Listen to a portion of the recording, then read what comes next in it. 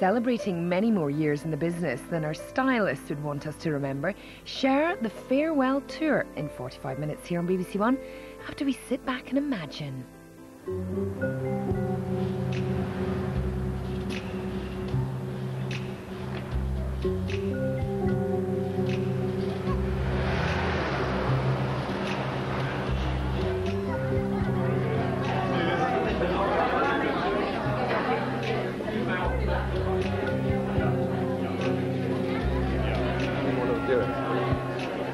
So I'll ring you because I might come tomorrow. This man is stalking me. He's waiting for my phone to ring. He's obsessed with people on mobile phones. So far, he's taken over 10,000 images of them, all over the world.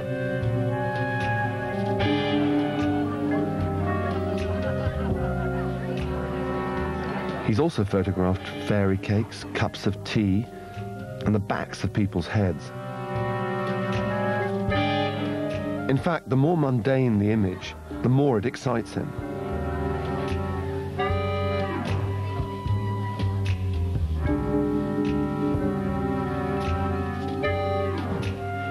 These pictures have helped make him one of the most influential of all contemporary photographers.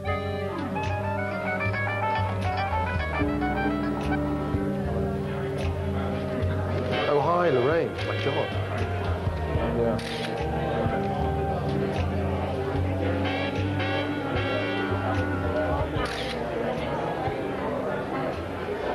His name is Martin Parr, and he can't stop taking photographs. Did you like that trail? Good. Good.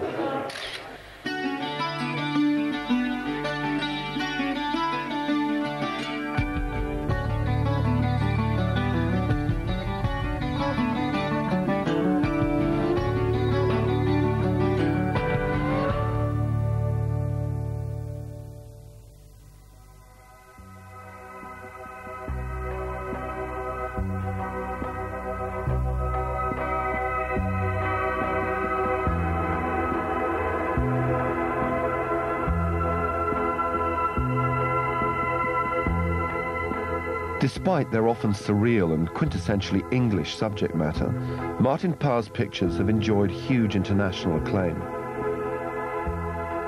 This is the Reina Sofia Museum in Madrid, home to some of the greatest works of modern art, from Picasso to Bacon. Currently, it's hosting a major retrospective of Parr's work.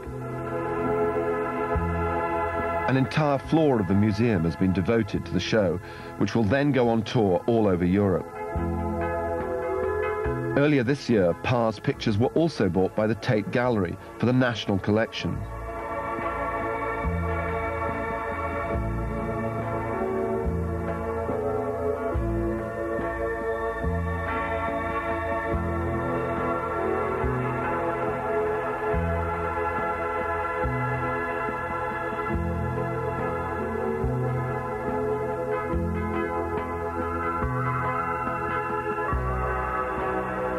The images in this exhibition have been captured by Parr over a period of 30 years.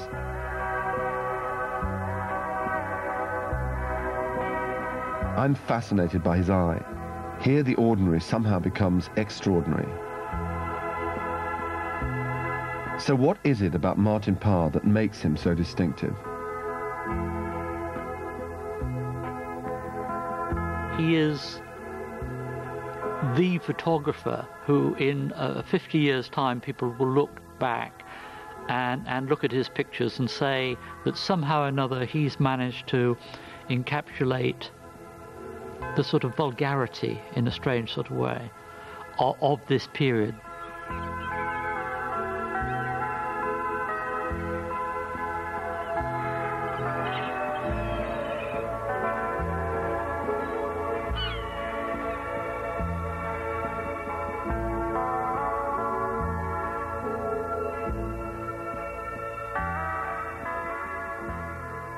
I think Martin is undoubtedly one of the great British photographers. I mean, he follows exactly in that tradition of Bill Brandt and the street photographers of the 19th century, and of course of Tony Ray Jones in the post-war period, of people who went out and looked at Britain and documented the way we live. But Parr is not simply a documentary photographer. He never stands back to observe the world. There's always a point of view. Are you consciously looking for these surreal moments as well in your pictures? Are you interested in the surreal? Surreal things are important. I mean, we're surrounded by things that are surreal, just we don't see it because, you know, familiarity breeds contempt. So if you look at our own lives, what we do, who we are, where we live, it's all quite strange and weird and surreal, but we don't see it because we're just living with it.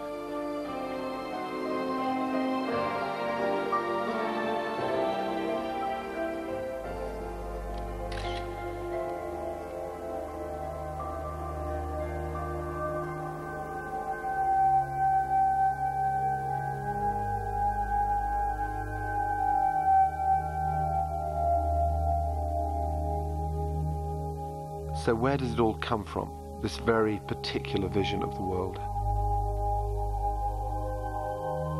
I'm a home counties kid, you know, I mean, I'm as suburban as you can get. I regard a blandness of suburbia as an essential part of my upbringing and indeed who I am now.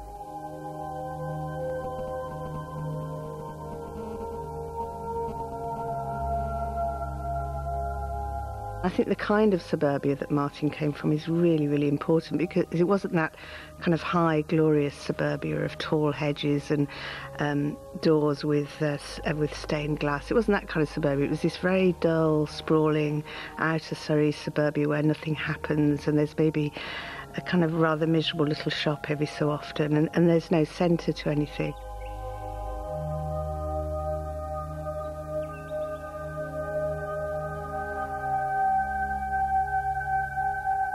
Oh, this is it. Woohoo! Mind the steps. I think we moved from Chessington to Ashford around 1961 or 2, and I left home in 1970. So it'll be 7 or 8 years here. Wow. Well, this is my bedroom, basically. And on these walls here, this is where you can see my black and white abstract paintings. Can't remember where the bed was. Was it here? But I would hide myself away with my friends. We'd even smoke up here.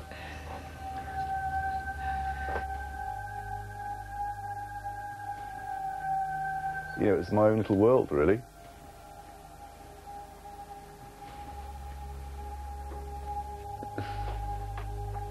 Just going to get that corner where I was sat.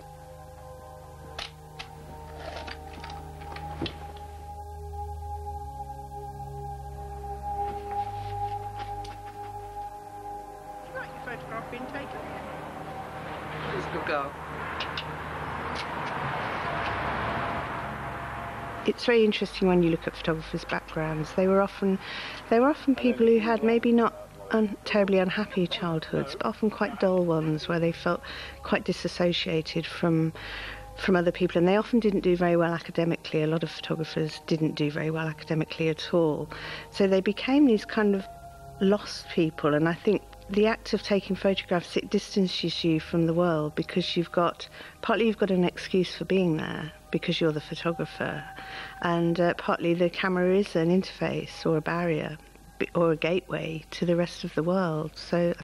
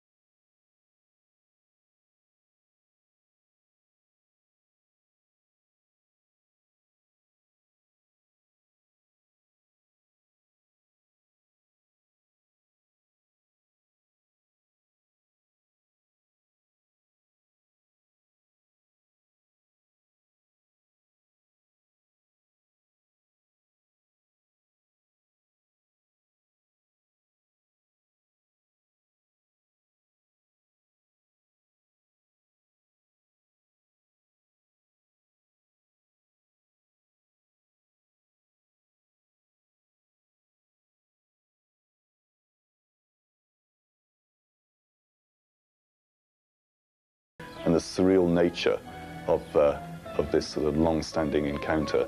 I would have thought the amount of eastern stuff that's come through in recent weeks, I can't believe there's not been something found in Bewley Wood. Hersham Sewage Works was running straight by the main London to Bournemouth track, and that's when I became a train spotter.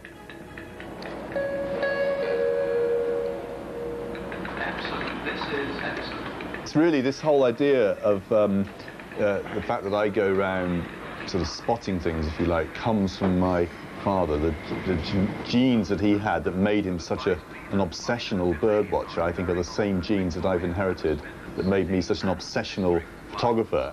Please allow extra time for your journey. What I'm doing when I'm photographing is collecting ideas, collecting bits of information, and as well as collecting things physically, you know, I've collected together millions of photographs over my career, and sometimes you can put these together and make some sense out of the world and put them into projects. This installation, recreated in the Madrid exhibition, was Parr's first major project, his college degree show from 1974. It's called Home Sweet Home. He exhibited the photographs he'd been taking in a living room environment, surrounded by the mundane details of domestic life that have fascinated him ever since. And then in the mid-70s, Parr left his suburban roots behind to begin a new life in Hebden Bridge in Yorkshire. In 1898, our childhood days were very happy. Hard-working, honest people, little or no education, not much money and not much to spend it on either. Martin had this terrific relationship, almost a sort of love affair with the north of England, because he'd visited there to stay with his grandfather up near Bradford, and his grandfather had taught him photography, and I think he always associated the north since then with both a place of kind of warmth and comfort and community, but also the place where he began to take photographs. So when he moved up from suburban Surrey, he immediately started to try and find this lost sense of communities. So he went and found all the quirky things about northern life, the allotment society, the Henpecked Husbands League. And then, in a way, recreated a history for himself within that photography.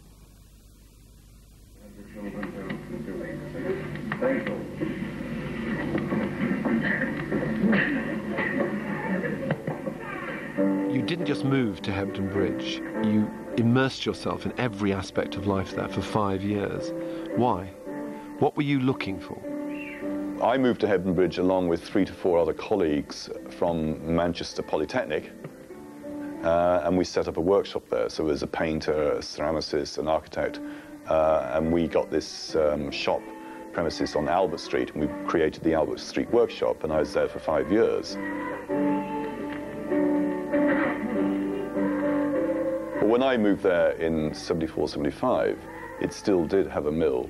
I mean, it still was basically a town that made corduroy, and you know, it didn't have the tourism now. I mean, when you go to Hebden Bridge now, Sunday's the busiest day. When I moved there, all the shops were shut on Sunday. So the role of Hebden Bridge has changed enormously in this past 30 years as well. And I was trying to capture traditional aspects of life.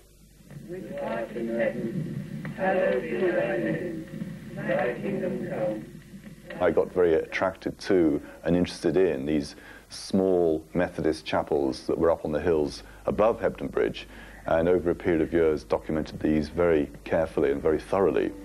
And these, in a sense, captured this whole idea of the traditional aspect of working class life that was quickly disappearing in that part of Yorkshire, or indeed anywhere. And you know, I went there to very much celebrate these sort of institutions in their dying days. What a difference we have seen in our lifetime. What great changes we have seen. We've seen the development of electricity, the introduction of the motor car, the radio, the television, the aeroplane. And now we're rocketing men into the sky to circle the Earth in outer space. There never were such changes as we have seen.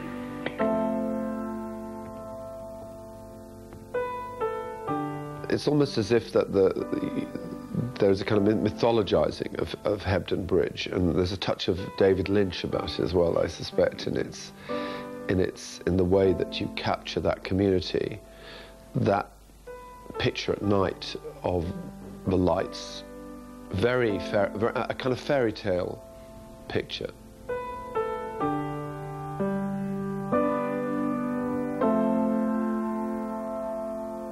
I think it was a time where he really wanted to belong to something, which as a suburban child you don't belong to anything. For him it was almost like kind of finding something that had been lost, which he'd never had. I think more than anything else was the sense of community that I experienced in Yorkshire. I mean, I was amazed at the way people would just drop in and out of each other's houses. You'd go down to my grandfather's allotments and there'd be chat. You'd go to the bread shop and they'd know your name. And I think that aspect of the community, which you didn't really see so much in suburban Surrey, was the thing that really attracted me. But then, after 4 years, Parr's Hebden Bridge project came to an abrupt end. Martin was this great, tall, strapping hippie. To go into that kind of community and to think that you can somehow just become part of it, while also wanting to use it for your purposes, to photograph it. And Martin and his wife Susie, they made a lot of tape recordings. They got deeply involved. I think it was a mistake that you maybe only make when you're 20. One of the people that we had a very good relationship with was someone called Stanley Greenwood. And in fact, we ended up having quite an argument with him. Because we'd been so involved in the chapel, I think he felt a disappointment that we were there because we were documenting it rather than thinking about trying to continue the tradition of the chapel. And this led to a breakdown with Stanley in particular. And I suppose this is one of the things that made me think that however involved you get, you can never be part of the thing that you're photographing. And I imagine that in my career after, I've never had that intensity of connection with a subject matter that I managed to get in Hebden Bridge. We are a party which honours the past, that we may build for the future. Half a mile below the wet streets lies the seam of coal on which the town's poor fortunes are literally built. Old industries are declining, new ones are taking their place. Traditional jobs are being taken over by computers. People are choosing to spend their money in new ways. It would be foolish to pretend that this transition can be accomplished without problems. In the early half of the 1980s, while traditional photojournalists turned their cameras on Britain's scenes of social unrest, Martin Parr chose to look at the Thatcher years from a more oblique angle. He went to the seaside town of New Brighton near Liverpool to work on a series of pictures that would take 3 years to complete.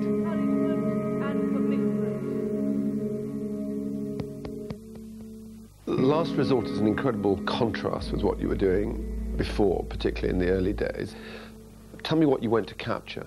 Remember, this is in the early 80s when Mrs. Thatcher was at her absolute prime and she was telling us what a great country we were again. So there was a political element and input into this whereby I was trying to demonstrate that, although she was telling us we were great, if you actually look around in these sort of run-down northern cities, Liverpool being the prime example, it wasn't as good as she was telling us it was.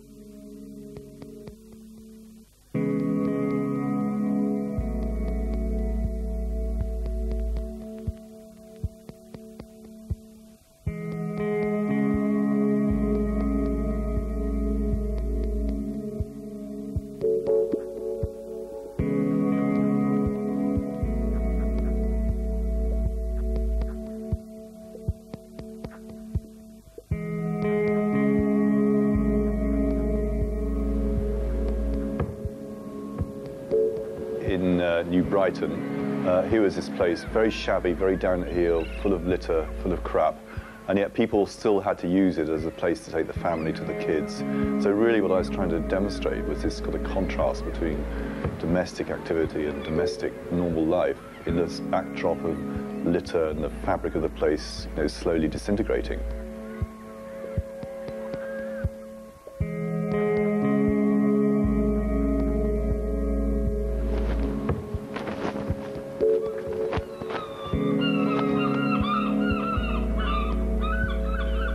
I will never tire of the English seaside. There's something about it. When I think about, say, Britain or in particular England, it feels more English than perhaps the interior. It's almost as if it's in a slight time warp, and it's got all the contradictions that I like. It's sort of slightly sad and slightly decaying. You know, its peak of popularity is over.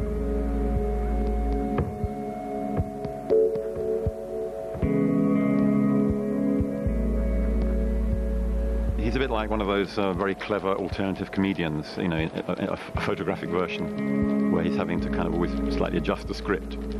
But, you know, the script is very much, you know, playing on certain things that kind of amuse the audience and also make them rather uneasy. And, you know, it involves a large amount of poking fun at subjects, sometimes, you know, amiably, sometimes very cruelly. Now, when I look at those pictures, I do see a kind of, it make you laugh and smile, but I saw them with some affection, and I saw the eye affectionately, but a lot of people didn't feel that about those pictures, did they? You were quite severely criticised by some. Well, the funny thing is, I mean, we opened the show in Liverpool at the Open Eye Gallery. Everyone knows in Liverpool what New Brighton was like. It was never a problem. This same show then opened in London and further afield, and suddenly people were up in arms. You know, how dare this middle-class photographer come along and exploit the working classes? And it's just interesting that people did not really know what was happening in the north of England. So when they saw these pictures, they immediately thought that this is an affront on morality and exploitation. To a certain extent, all photography is exploitation.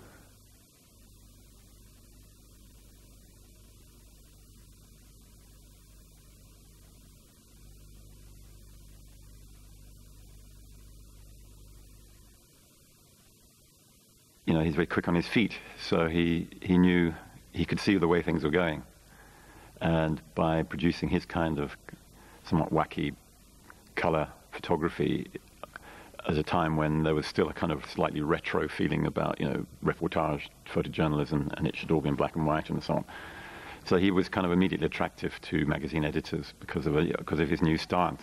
He also realised that this was a time when the kind of slight ironic, satirical approach was becoming very attractive to people. And in a way, it was a bit of self-parody too, which was also very much the spirit of the times.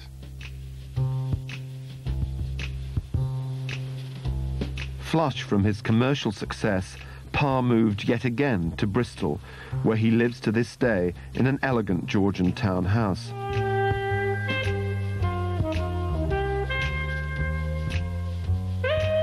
The inside is a shrine to his twin obsessions, the photographic image and the disposable ephemera of everyday life. This house is absolutely packed with stuff, isn't it? I know. I feel guilty. You don't feel guilty. Just imagine me as your confidant. Look.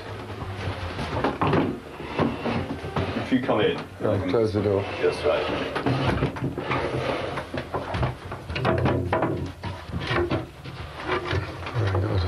Need a bigger house.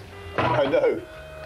Right, so this is a box of wallpaper. Here's probably one of the prize ones, Concord wallpaper. Ooh. This is made when it was first introduced. Nice. E.T. Nice, certainly. So I've been collecting wallpaper for... Yes, how long for? 30 years. 30 years of wallpaper. That's skateboarding. We do have a few battles about it. Sometimes things get a bit out of control, you know, and you can see the piles of stuff mounting up. So we often have conversations about, you know, where on earth are we going to put all these books and things that he accumulates? Should we buy another house in order to store them all? Okay, let's roll that up. Careful with this. Yeah, I am being careful. I know you are. Somewhere in here is a box of Spice Girls ephemera. What I'm discovering is that nothing is too obscure for the Martin Parr collection, and nothing gets thrown away. Old magazines. Yep. Trouble is, I don't know where they are. Isn't it never ending, really, basically, once you start? It's a problem. I have a problem, really. Yeah. What can I do? Once you start these things, it's difficult to sort of give it up. Ah. Oh. Aha. Yeah. Oh, I think this might be it. Assistance. Yes. Right. Spice Girls ephemera. Collection number 27. Put them here, then. I hope this is worth the wait. But in fact, it's not all Spice Girls. That's on the pants with footballs on. See, anything that's got a photograph on, I'm naturally attracted to it. Of course. Yes. Some of these are even advertising. They're arriving every day. Susie gets really paranoid when the postman comes with yet another tray. So I haven't looked at these two together. I think they're from the same set. Yes, they are, look. Gosh. These are ones with... Are they still photographic reproduction, do you think? Yeah, it's a photograph. That's the only thing that counts. Sadly, I went and bought the same one twice, because I just forgot I had it already. Oh, what a shame. I suppose... I've got a swap now. Got a tray you want to swap with me? Do you know, I don't collect trays. That's strange, isn't it? And finally, the pièce de résistance, the Saddam Hussein collection. So it's really this idea of how photographs enter our society. There's a black and white one. So sort of Saddam through the ages? Yeah. See, look, there's Bin Laden on the front and then Saddam inside. Double whammy. Oh my God, yes. All right. Careful. Okay, stop it. Deary me. I didn't mean to drop it, I'm sorry. I'm rather overwhelmed. I can see. Yes. Oh, he is quite an obsessive character. One-track mind, and he knows exactly what he wants to do and what he wants to gather. And I think that's part of the reason why he's so good at what he does. He just has absolutely unswervingly followed his instinct. It was a kind of tunnel vision. Tunnel vision, just getting on and not really bothering too much about what people think about him. Martin Parr's single-mindedness is what motivates him, but it's also made him something of an outsider in the photographic world. He almost willfully doesn't fit in, but there's no sign of self-consciousness about anything he does. Well, one of the things I collect are prostitute cards, and basically whenever I'm in London and walking past the phone box, I'd have a quick look in and just take any new ones that I don't have. They've got to have photographs on. But just as Parr's work can be both playful and profound, behind the ingenue exterior is a shrewd and determined strategist. Hello, Magnum. Oh, hi. These are the London offices of Magnum, the most prestigious photographic agency. Set up as a cooperative in 1947, it represents around 50 of the greatest names in photojournalism, from Don McCullin to Henri Cartier-Bresson. Martin Parr put himself forward for membership in the mid-80s. But they took a long time considering your application. It was quite contentious. I decided I wanted to try and join an agency because it struck me that, you know, I had these pictures, many pictures over a 20-year period built up, and these were being underexploited. And because at heart I'm a populist, I'm interested in getting my work out to, you know, as bigger audience as I can manage. I thought I needed an agency's help to achieve this. Magnum is a very Catholic in a way in its taste. The thing of whether some earn more money than others, whether this person's a Jew or an Arab or has some other different culture, never comes up in Magnum.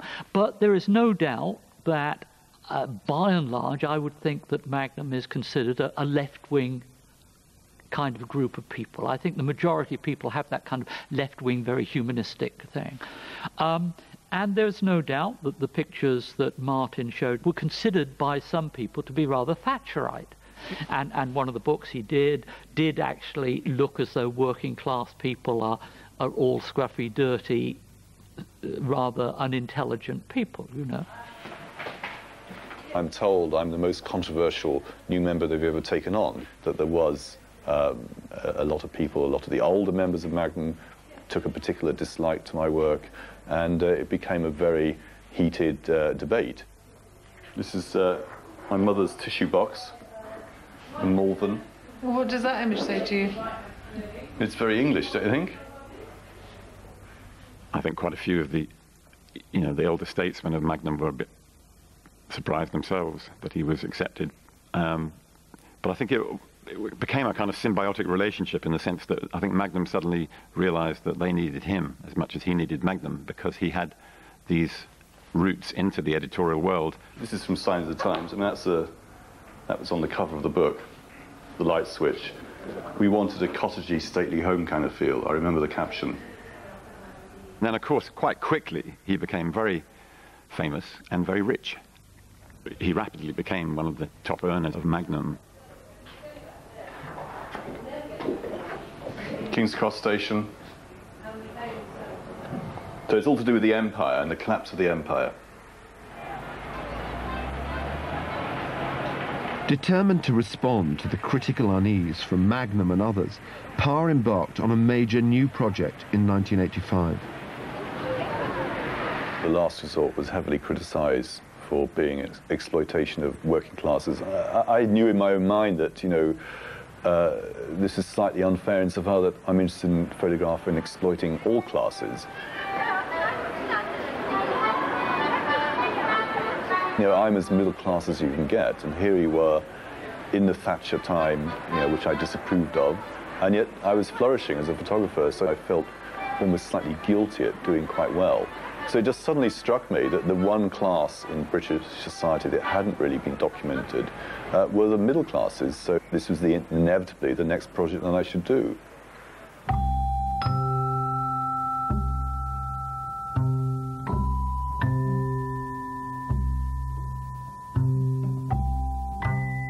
Once again, Parr immersed himself for 3 whole years in the world his pictures documented. Only this time, it was his hometown of Bristol and the surrounding suburbs of Middle England.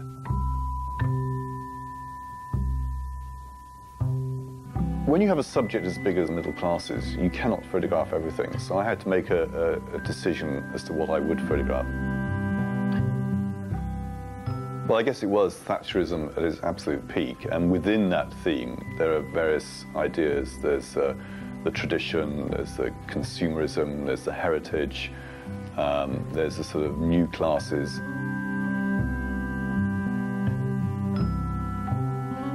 I still think that really was his best series of photographs, because it was so accurate and so well observed, but also it escaped that taint that Martin did have of, middle class photographer going to photograph working class people. In a way, it was almost a self-portrait, because he was aspiring, they were aspiring, so there was a kind of rather nice equality, I think.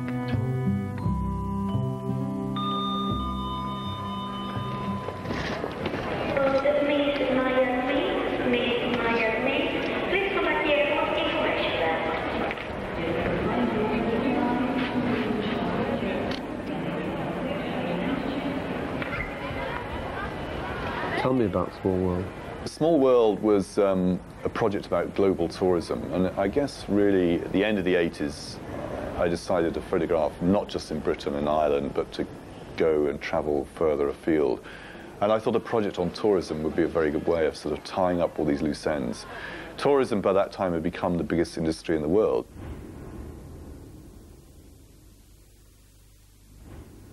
The great thing about tourism is you can exploit the difference between the sort of reality of a place and the mythology of a place. Because when you think about the pyramids, when you think about the Leaning Tower of Pisa, you have this image in your mind, because they're places that we know about.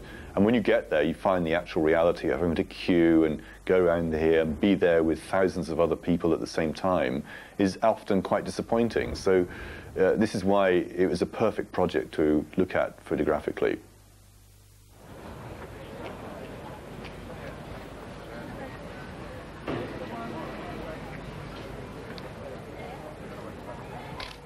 The biggest subject that I have is the wealth of the Western world. You know, I mean, this is the thing for the last 10 years that I've been exploring in many different ways, in some detail and some depth. And to me, it's the biggest story going.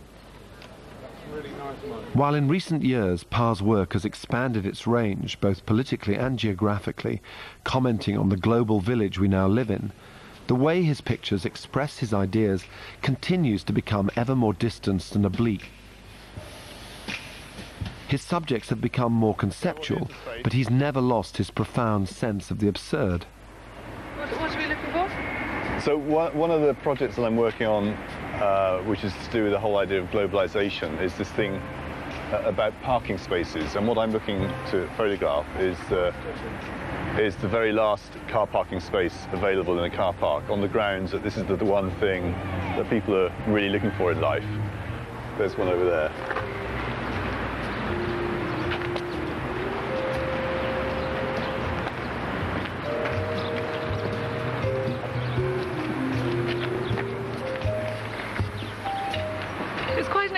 Project, don't you think? Yeah, it is. It's bizarre, really, but strangely, like with all these things, when you look at all the pictures added together, they're often quite interesting. And you can tell very often which country that you're in, whether it's China, Japan, Mexico.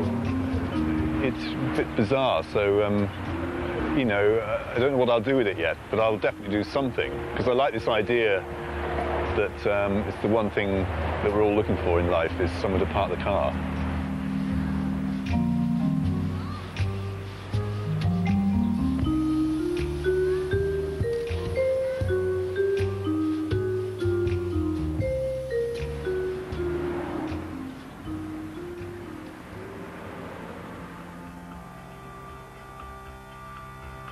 Common sense is an extension of this idea about globalization, and it's very, very vivid, almost garish, isn't a lot of it? Yes. I mean, this is really to do with the flotsam and jetsam of the consumer world of which we're all part. And many of these pictures were taken in America and Japan, in Europe, of course, in Britain.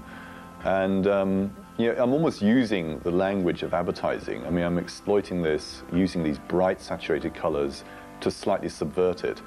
And the other thing about this, which is interesting, is that no longer do people really feature in it that much. I mean, it's just, you might have a bit of person.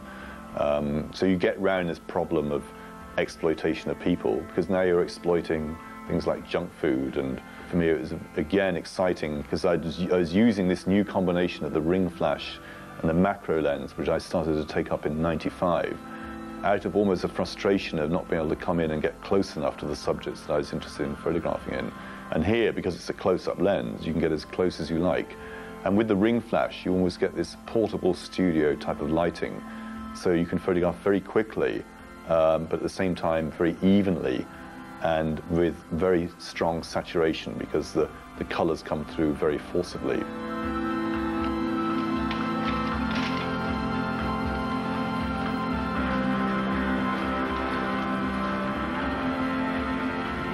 It's like we live in this sort of littered, branded, kind of unpleasant, slightly violent and seedy world, which is the new world order. And I think Martin has a almost uncanny knack of being able to portray that and to be very, very selective.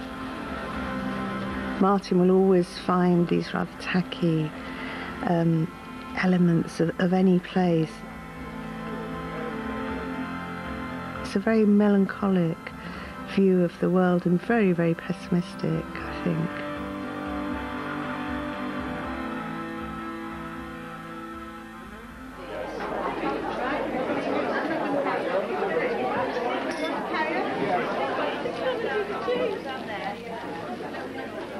Photographers by nature are attracted to things that are very exotic. That's why you see many people do projects about circuses, or indeed even war, or even mental hospital. Now, people choose these subjects because they're inherently very dramatic. They don't choose these subjects because of their value of recording the society in which they live. And that's the thing that fascinates me about the value of documentary work. And I am very conscious of my responsibility as a documentary photographer to try and capture and interpret the times that we live in through photography.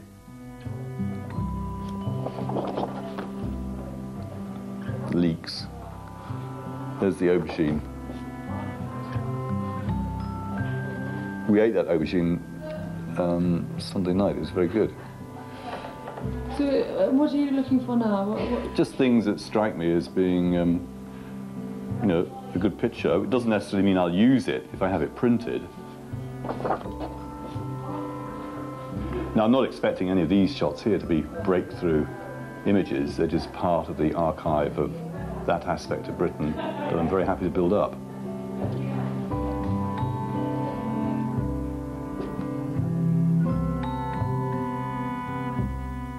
It's almost like a kind of rage at what we've lost, but I think we didn't have it in the first place. That's where I disagree with Martin. I think Martin was a middle-class person coming from the south of England, imagining a past which I don't, and being very, very selective about what he saw. So if you take when Martin lived in Hebden Bridge, for instance, I mean, Hebden Bridge was, in my opinion, was a very, very dreary place. I mean, everything shut at 5, you couldn't get anything. It was very, very cold and miserable, I think. But Martin found this other thing in it, like a magic thing. And I think he's very selective in being able to take out of a place what it is that he needs or wants. All the time that he's raging in a way against the loss of this kind of innocence and against things like consumerism and globalization, all those things, he maybe doesn't take into account the fact that these things have offered an awful lot to ordinary people. Well, if I think about what's happening in the world, seriously, it's pretty depressing. We're going to run out of resources, everything's going down the pan, and when countries like China come on board and they all demand and will get fridges, cars and everything like that, the severe pressure on the world are going to mount up and become problematic. So, although I'm an optimist, when I actually do seriously think about the future of the world in which we live, I also end up being pretty sad and depressed.